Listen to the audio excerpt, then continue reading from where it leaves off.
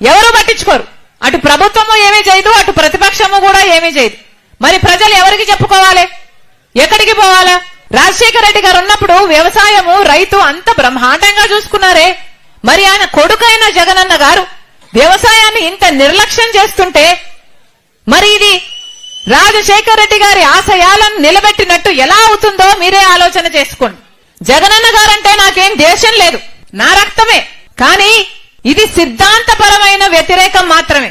మేమంటున్నది ప్రజలు మీకు ఓట్లేస్తే మీరు ముఖ్యమంత్రులు అయ్యారు, అలాంటప్పుడు ప్రజలకు మీరు మేలు చేయాల్సిన బాధ్యత ఉందా లేదా అని మేము ప్రశ్నిస్తున్నాం. వ్యవసాయం రాజశేఖర రెడ్డి గారికి అంత ముఖ్యమైనప్పుడు ఆయన ఆశయాలను నిలబెడుతున్నామని చెప్తున్న జగనన్న గారికి రైతులంటే ఎందుకంత చిన్న చూపు, వ్యవసాయం అంటే ఎందుకంత చిన్న చూపు? ఈ రోజు రైతుకు కనీసం పంట పండిస్తే గిట్టుబాటు ధరే లేదు అంటే ఇంకా రైతుకు మీరు ఏమి గౌరవం ఇచ్చినట్టు అని అడుగుతున్నాం.